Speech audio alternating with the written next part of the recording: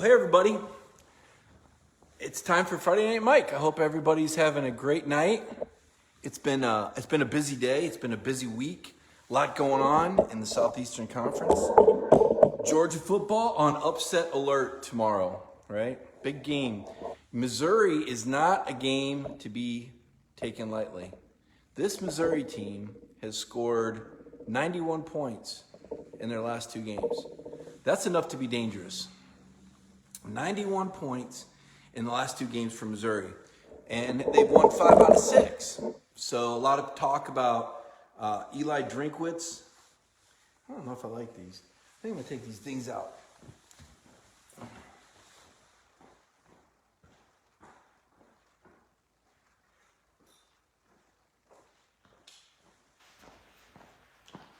There we go. A lot of talk about Eli Drinkwitz for Coach of the Year. They did beat Arkansas. I would have said Sam Pittman earlier this year, but Arkansas is just really faded. I mean, it's still been a good year. Don't get me wrong, and still think Sam's done a great job. But what has he got? 3 wins. They beat the 2 Mississippi schools in Tennessee. Does that constitute Coach of the Year? I think Nick Saban's got to get it. I look at what Saban did this year, coaching through COVID. I think that was impressive twice. Even though he didn't have it the first time, he still wasn't there for the team practices the week of the Georgia game, and then beating his rival, and just how impressive Alabama's been.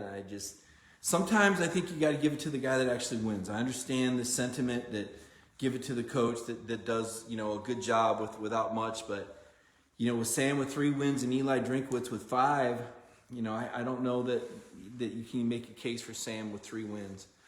He plays Alabama tomorrow too. So your area code and they just attack, and you wonder how does this work? They call you with numbers that are similar to yours, and it's one of those minor annoyances in life that just kind of happens on occasion. You're just who's even doing that? Are there people that get paid for that? Are they robots? I mean, what's the end game? Is there anybody that actually answers those calls and buys what they're selling? I don't know. What would be ingenious is if it was the phone company doing it so that you would buy a service from the phone company so people wouldn't do it. Now that would make sense. Big game tonight for Brock Vandergriff. Of course, that game's on Peachtree Television. Prince Avenue Christian playing against Eagles Landing. Eagles, a program that wins state championships all the time. I think Centel was telling me they won 5 out of 6, something like that. I don't know what you take away from single A football. I know Vandergrift's a 5-star. I know he's got a big arm. I know Georgia's excited to have him. I know he's on the brink of signing. I know his dad said he wants to make sure that Brock gets into Georgia healthy, and that's great. I myself, I'm skeptical of a true freshman competing. Certainly I think JT Daniels is probably the guy. And then beyond that, I got to think Carson Beck is probably a year ahead. I mean, Carson won the state championship in Florida in their largest classification level. And, Carson's a dude too. I mean, he's pretty athletic, big arm. So I think the quarterback situation, though, I think you go into next year better shape than you are right now. But anyway, that's going on tonight. But that noon kickoff tomorrow, man, I can't wait. I don't know about you, but last week it's not having Georgia football. For me, that's my job. You say, well, that's a day off for you, Mike. Yeah, but everybody at your job, there's certain things about your job that you like more than others. And for me, I like covering the games. I look forward to the game all week. It's like a crescendo. You build the momentum, right? There's all these storylines going in, and then you have yourself ready for the game, and you have an idea of what you're going to write. What are things that you're looking for? This week, what are we looking for? Well, number one for me is the weather. Listening to the Georgia guys tell stories about when they played in cold weather. They played right around 28 to 31. Kirby played a cold weather game in 97 against Auburn. I don't remember that game. Some of you might remember that game. I guess Damian Craig beat Auburn in 97. Kirby had 8 tackles in that game, but he talked about being able to see his breath. And I went back in the Farmer's Almanac, and he was playing in 32 or 33 degree weather. So that's about what those guys are going to get tomorrow based on the projections. It's supposed to be right around 38 to 41, but when you've got that 10 or 13 degree wind, that brings the wind chill into effect. So it's going to feel like anywhere from 29 to 32. You wonder if that affects Georgia. They have been training outside here in Athens, but it's not that cold here. It's going to be that cold there. Slight chance of precipitation, Who does that favor? Missouri can pound the ball. Larry Roundtree he's a pounder. I mean, he's a guy that will really put his head down and run into you. Georgia has shown some ability to run the ball, but the Missouri defensive front, they're very good. Now, they shut down Kentucky, and Kentucky's got a good run game, a very good run game. Kentucky's got a better run game than Georgia, I would argue, especially when you consider that Kentucky can't throw the ball a lick. So this is a game where I think Georgia's going to have to throw it. I think Georgia's going to have to throw it deep. I think it's going to be a big play game. And Missouri, a team that doesn't turn the ball over much, you're not going to get much help from them. So I think this is a game that stays close for a while. I think ultimately Georgia pulls away because I've heard Georgia's had some really good weeks of practice, but this is not a game to take for granted. I know the betting line's 13. I think this is going to be a good football game. I think it's going to be a good test. And for all we know, it might be the last game that Georgia plays. Because when I talked to the Vanderbilt interim coach earlier this week, Fitch, I asked him about it. And he said, well, we're as confident as we can be. And he said a lot of it depends on their health coming out of the Tennessee game. So I guess you got to root for Vanderbilt or something. But if we're being realistic about it, do we think Vanderbilt's going to show up in Athens on December 19th? I don't think that's a given. I think there's some questions. And what would happen to them if they don't? It's not like there's going to be any penalties, So if you're Vanderbilt, why do you show up? Why do you stay another week in school? Why do you show up in Athens and lose to Georgia by 50 points? If there's not any punishment, there's no accountability, there's no real incentive for them to show up. So this could be, I noticed that Georgia named Monty Rice and Ben Cleveland and Malik Herring captains. To me, those are senior day kind of captains, but this may be Kirby making sure that he recognizes these seniors one more time, just in case there's not a game next week. One of the games tomorrow, LSU and Florida. Florida's clinched the East, but how many points does Florida score? Does Dan Mullen run it up on LSU to try to help Kyle Trask's Heisman campaign more? I know last week Alabama had, 45 points in the first half, only scored 10 in the second. Let's see what happens with Florida. Or can LSU provide some sort of resistance? I mean, you wouldn't think so. Obviously, their tight end's left school. He's opted out. I've speculated that I think Georgia's got a good chance of getting him, better than average. I leaned on 70%. I think I said last night on our Cover 4 segment. I'll stick by that. I still think Georgia's got a really good chance of landing this kid out of Marietta. Special player, impact receiver. You put him out there with Pickens and Darnell Washington and Jermaine Burton, and this pass attack next year just, to the moon, man. I mean, I don't think you've seen receivers like this at Georgia in a long time. I don't know if you've had 3 or 4 like this, but this would be likened to what LSU had and what Alabama had when you're talking about 4 or 5 great receivers. I mean, now Georgia would have that. The offensive line is going to be very good next year, and I think JT Daniels is coming back. Some questions about the defense, but there's talent there. They play a lot of guys, and we've seen you don't really got to be a shutdown defense to win a national championship, but you got to be competent. You can't give up big plays. I mean, I think Kirby and Lanning, have to go to the lab and do some work on that defense a little bit. But Keely Ringo will be plugged back in, the former 5-star. I think a lot of people are looking forward to him. Jalen Kimber, he's on campus. He's a talented corner. Lewis Seen is back. Major Burns. A lot of guys with some talent there. So I think if you're a Georgia fan, by now you're probably not completely over the Florida loss. What I'm gathering, and remember, this is the first time that I've covered Georgia where they've lost to Florida. This is my 3rd year covering the beat, and they always just beat Florida, and I just assumed they beat them this year too because they were that much better. I never dreamed that they'd be in the situation they were at quarterback, or that all those injuries could happen, or that Florida could have the season work out the way it has for them, where the 2 weeks off actually probably benefited them in the middle of the year in terms of no attrition and things like that, and Georgia having all those guys injured the week before. But I think it's okay to be excited about your program. I think it's exciting to look forward to seeing what JT Daniels does tomorrow with the offense. I think you want to have that a good taste in your mouth. I know the Dogs have won a couple in a row, but if we're being honest, beating Mississippi State and South Carolina it's kind of like, yeah, so what, right? Missouri on the road, though, I mean, this is, like I said, a Missouri team that's won 5 out of 6. It's going to give you a fight. It's going to challenge your team.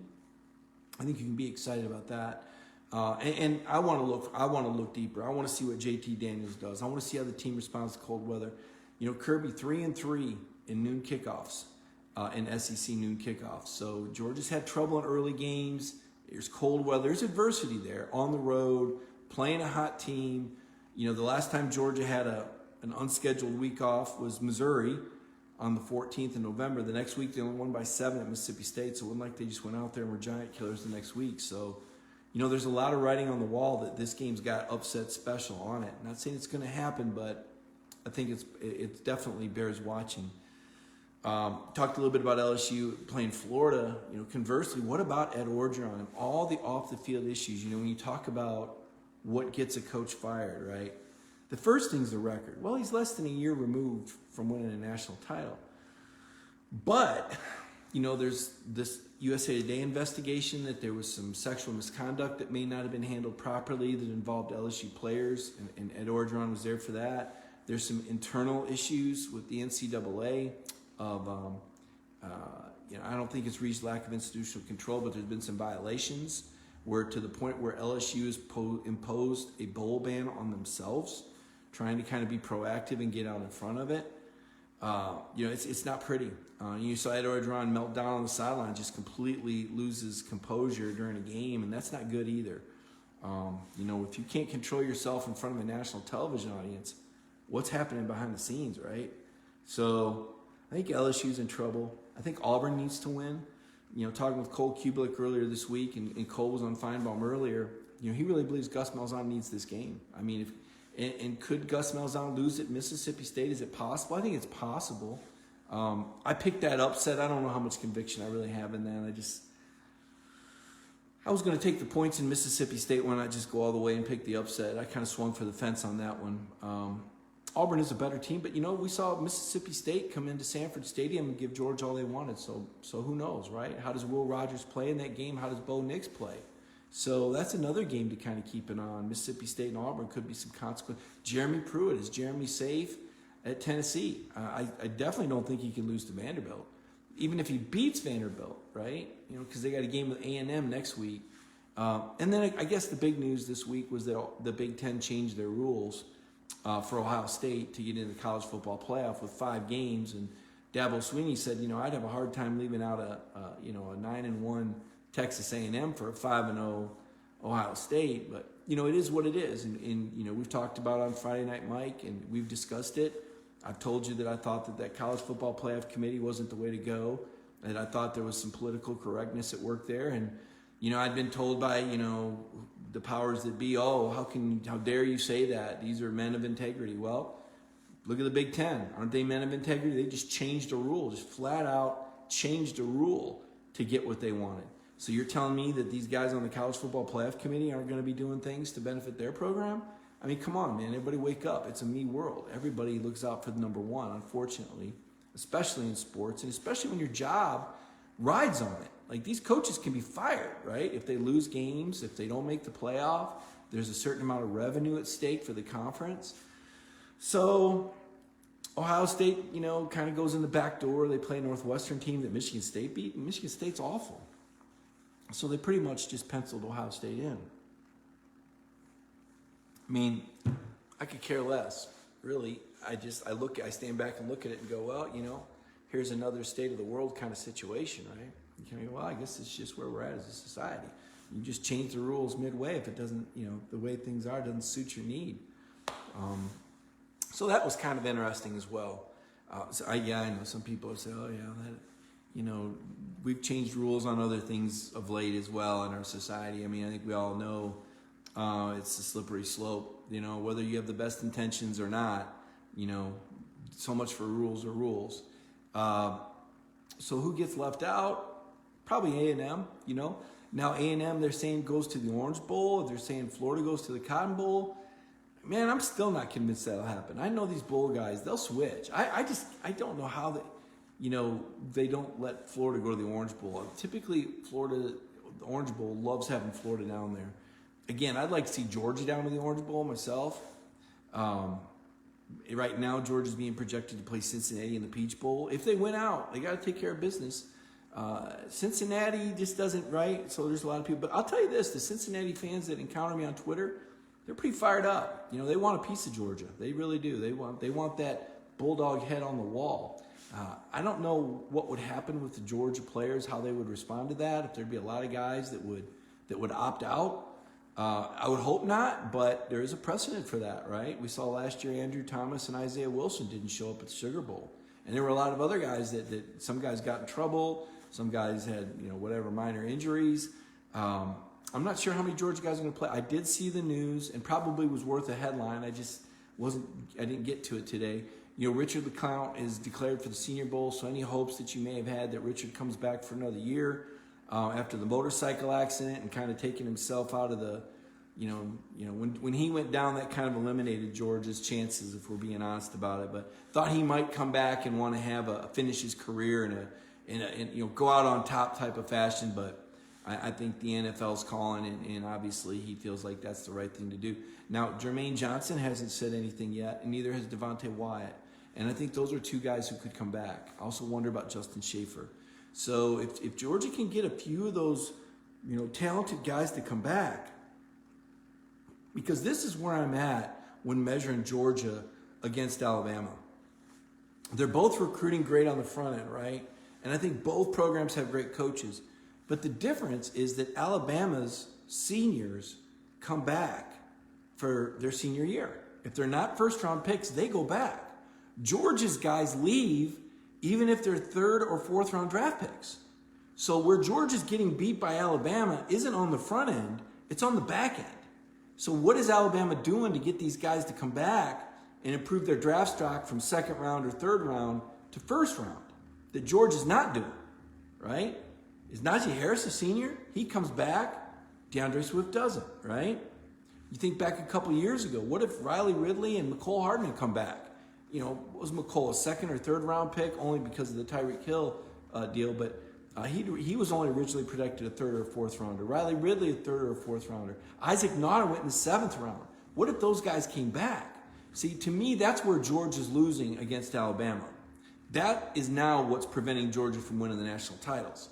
It's almost like a checkbox. Like, okay, you got to recruit good, you got to develop talent, you got to get those big defensive linemen, right? Okay, they did that. You got to have the offensive line of scrimmage. Yeah, you did that. But now you got to keep these guys on the back end, and Georgia hasn't done that.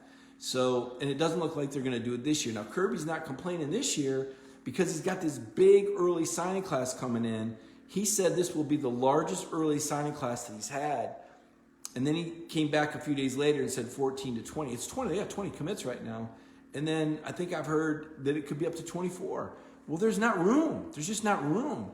That's why there's 4 guys in the portal. Now, I don't think they pushed Dwan Mathis out the door. I think they'd have taken Dwan coming back. But Trey Blunt, Micaiah Tong, Notori Johnson, these are all guys in the portal. And I think you'll see 3 or 4 or 5 or 6 more guys that will go in the portal. And maybe some guys that go pro early. I mean, does Adam Anderson come back for another season? Does Zamir White? If Zamir comes back, I think you got a logjam at running back. It's almost like you need Zamir to leave because Milton and McIntosh and Edwards, and they got this other kid that they're pushing for this running back out of Michigan. I mean, there's only one ball. There's only one ball, and I just don't know that Zamir gets any better as far as his pro prospects. So I think in his interest, because of the 2 knees, better to go now than maybe come back and lose your carries to Kendall Milton or Kenny McIntosh, because I think that's what would happen, honestly. So I'll take a look, see what kind of comments you guys have got for me. It's going to be a short one, a brief one. I wanted to be direct tonight. I wanted to come to you. Originally, I wasn't going to do it. I said, you know what? We've done this all year. We got to do this. We got to do this the night before the Missouri game. Hugh Nash I think everybody reaches that conclusion. It's not a matter of being ugly. It's just a matter of, there's a good one though. James Cook, and I'm actually hearing that James Cook is leaning towards staying. There's that old saying, everybody wants to be a part of a winner. And now, you've got JT Daniels coming back and people are looking at what this offense is going to be and everybody's like, yeah, I want to be a part of that. Someone's saying I'm subdued. No, I don't think so. I mean, it's just grounded maybe.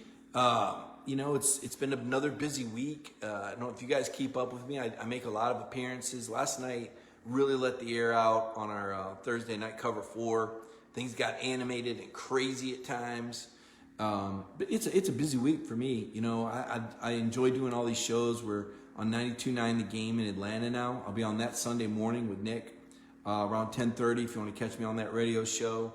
Tomorrow at 10:15, I guess it would be 10:15 Eastern. I go on Mobile's WNSP. You can get all these apps. You know, Monday morning, though, I do the Ref in Athens at 8 o'clock a.m., and then I do the Game at 8:20 in Atlanta. And then I do Birmingham, WJOX, I think around 2:30. And then Tuesday morning in Nashville, I'm on at 9:20 with Bill King. Wednesday, I'm on with Brandon Adams on Dog Nation Daily. Also on SEC Radio Network on Sirius XM on Wednesday morning. Thursday, the Feinbaum Show at 5:15 p.m. And then we do the Cover 4 at 7:30. And then we got our Friday night show. And then tomorrow, like I said, I'll do Mobile and Alabama in the morning, 10:30. And then I'll cover the Game at noon. Come back Sunday morning on the Game at 92.9. So there's a lot of different times. You know, I cover a lot of ground. And, you know, I try to make Friday Night Mike kind of I'll pull it all together. Like, you know, these are all the things we've talked about throughout the week, and this is kind of where it sits. And, you know, we're not even supposed to be playing football right now. Like, the season's supposed to be over. It's been a long year, and Georgia's trying to finish strong.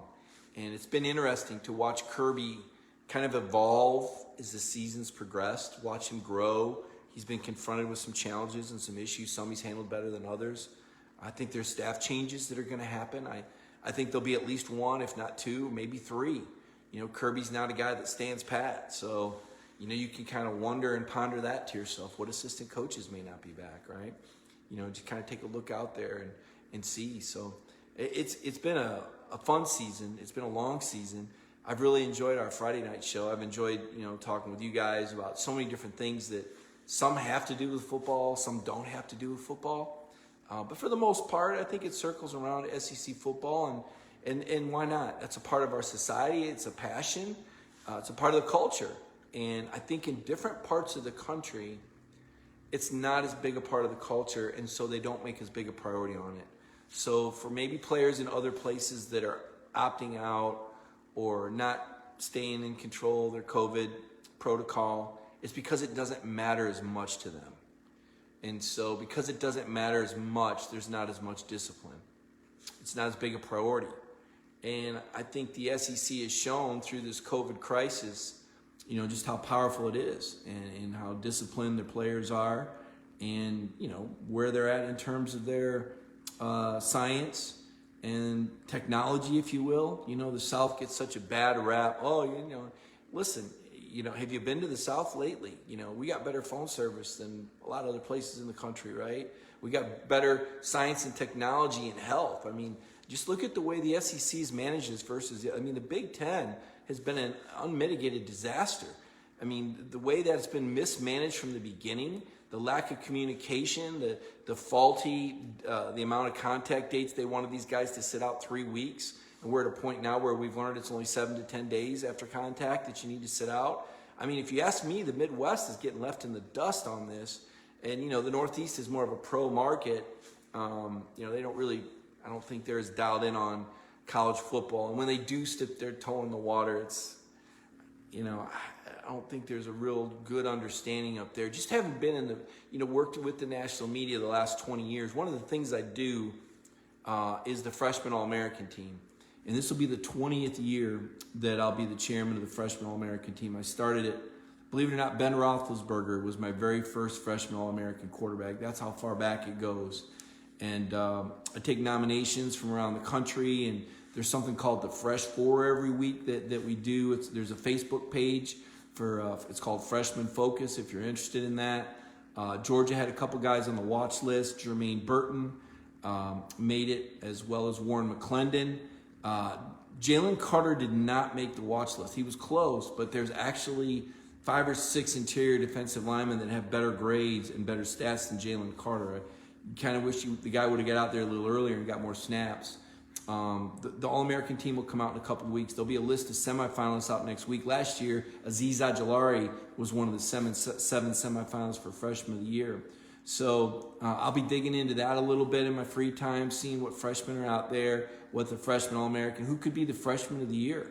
You know, if you guys have any ideas, who's the best freshman you've seen in the country. You know, that Coastal Carolina quarterback seems to be having a pretty special season, right?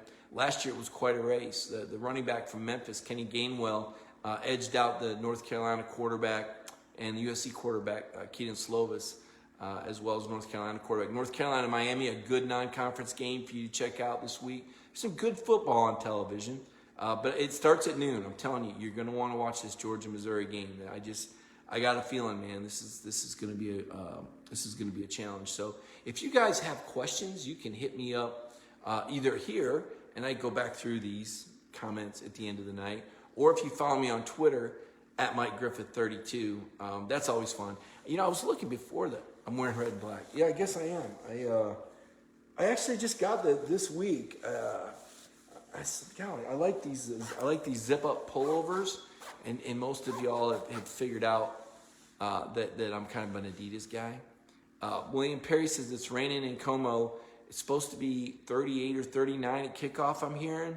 And from what I understand, 13-mile-an-hour wind. BYU quarterback's good. Good point. He brings that up as well. Man, anybody checking in on Vanderbilt right now? How's he? What kind of start is he off to? I still haven't figured out all these. I don't even, what does that even do? That doesn't even do anything. Like some of these filters that we were kind of messing with.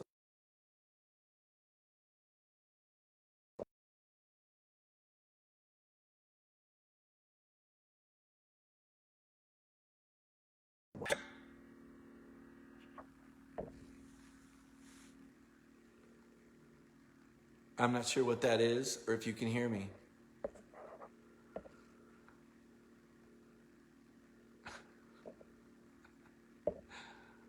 Oh man, it always gets. I don't even understand half this stuff we're doing. All right, what is that? What is that on my? I can't get rid of that stupid thing now. What the heck? What in the world is that? Yeah. All right.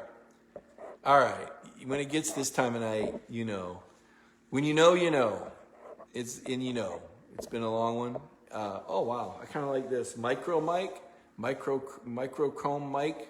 I kind of like that one a little bit. I might have to do I was actually thinking I should do like a whole show in some of this stuff at some point, but no, I'm gonna call it a night, folks. But listen, hit me up. I'll be tomorrow. Important to know this. So Brandon Adams will do a pregame. I'll do a halftime show, and then after the game, Brandon Adams and Terrence Edwards will do a show. So Dog Nation will have you covered all day tomorrow, and you're gonna want to check that out. So I got to get some work done before the end of the night. I appreciate you guys joining me. I know you say I'm subdued or grounded. I don't know what to say. I don't fake it. I don't fake it. This is where I'm at. Like, I'm dialed in. Like, I've been waiting 2 weeks for this football game, and I'm just ready for it. Like, I'm over everything else. Like, let's just watch football. That's all I want to do. Let's watch football, all right? I think we could all agree on that. Everybody, stay safe. You guys know these COVID numbers are real. Keep the masks up, socially distance. I'll see you guys tomorrow at halftime of the football game.